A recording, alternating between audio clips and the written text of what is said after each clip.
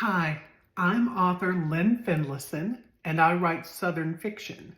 So if you are interested in a novel that has a little romance, a little bit of Southern thriller, some sibling rivalry, some really well-developed characters, then you should check out my novel, The Righteous One.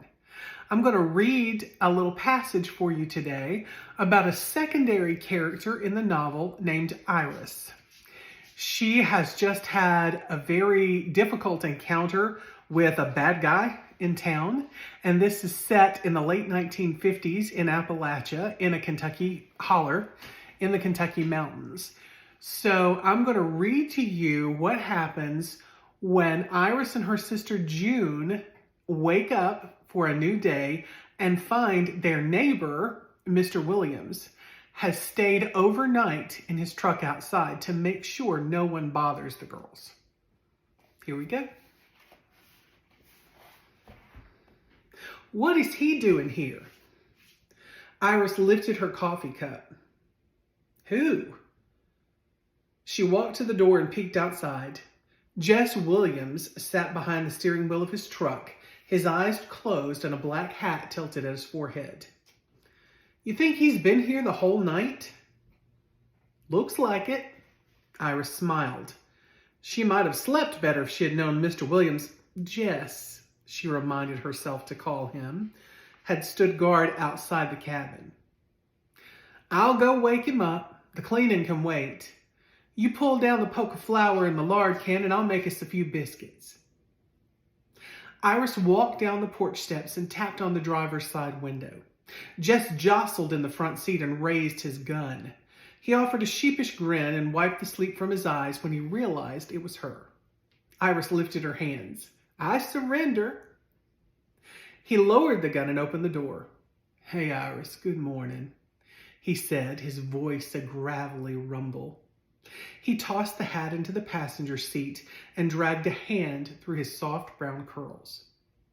Something fluttered in her chest.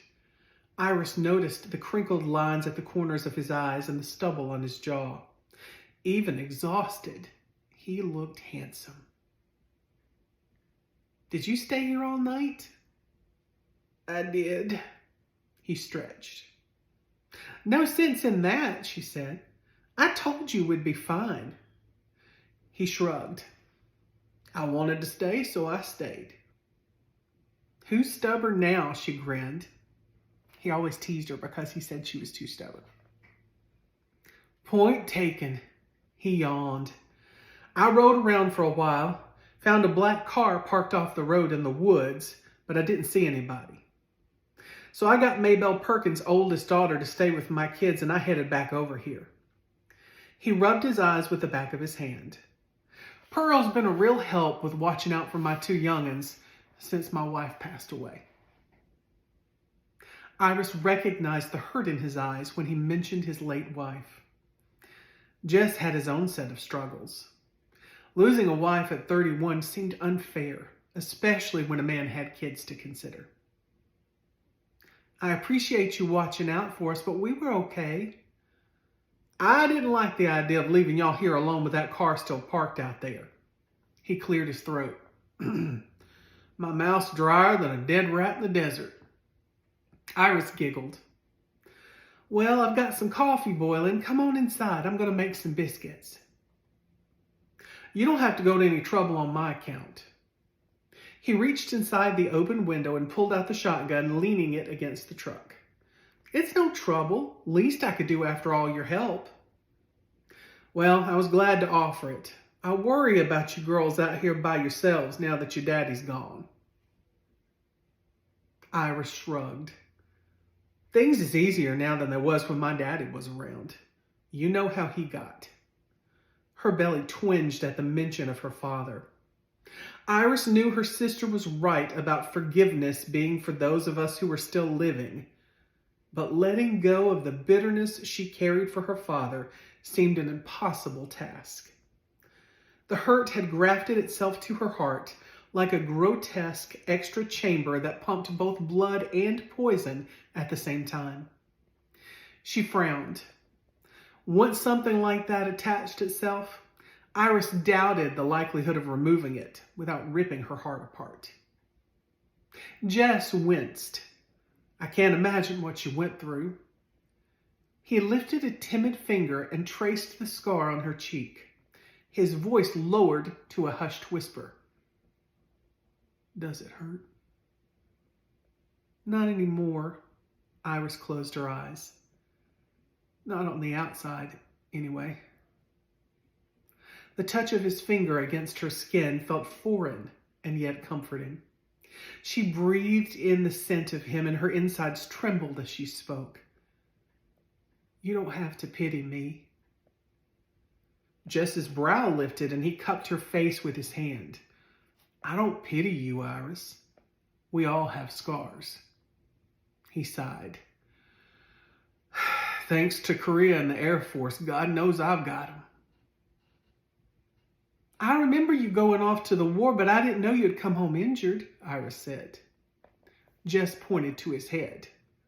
Most of my scars are locked up inside here. The stuff I saw. His voice darkened. We blew North Korea to bits. All them villages filled with women and children. We turned them to dust. She searched his eyes. When the hurt of something burrowed so deep, it could change who you were on the inside. Iris had concluded that wrapping up the hurt held it tight in place so it couldn't consume you, but it left you with a tiny bundle of darkness to manage. Perhaps Jess understood the darkness too, and more than most. He touched her cheek again. I probably don't have the right to ask, but how did it happen? Her expression sobered. Hot grease. Daddy was drunk as usual. He didn't even know what he'd done. He slung it at me and passed out, drunk as a skunk.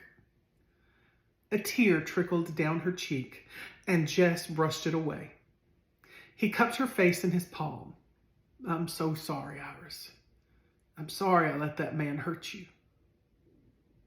Her eyes fluttered open, and she stared into the warmth of his gaze. There was nothing you could have done. Jess leaned toward her with his hand still cradling her face. His breath tickled her skin, making goosebumps rise and her breathing shallow. I promise you this. God is my witness, I'll never let a man hurt you again. You don't owe me nothing, Mr. Williams. Jess smiled and crinkled his nose as he pulled back from her. Still calling me Mr. Williams, huh? Why is it so hard for you to call me Jess? Iris stared at the ground and chewed on her bottom lip. I don't know. Why are you always so nice to me? Good Lord, Iris, did your mama teach you nothing about men? He groaned. I can't figure out the words to explain it, but there's just something special about you. Since my wife died all those years ago, God rest her soul, I've watched you blossom into this strong, beautiful woman. Iris toughened her tone. There's nothing beautiful about me. Jess grabbed her shoulders and pulled her closer to him. Iris, you're one of the kindest, most honorable women I know.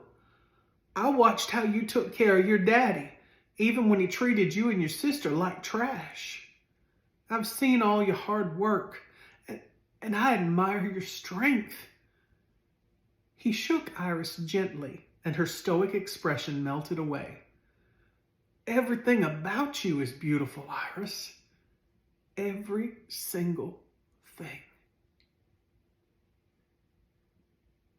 And that's a small passage from my book, The Righteous One.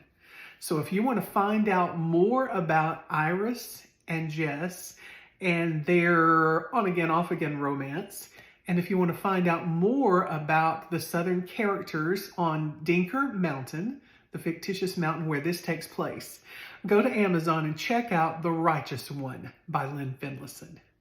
Thanks so much. I hope you enjoyed it.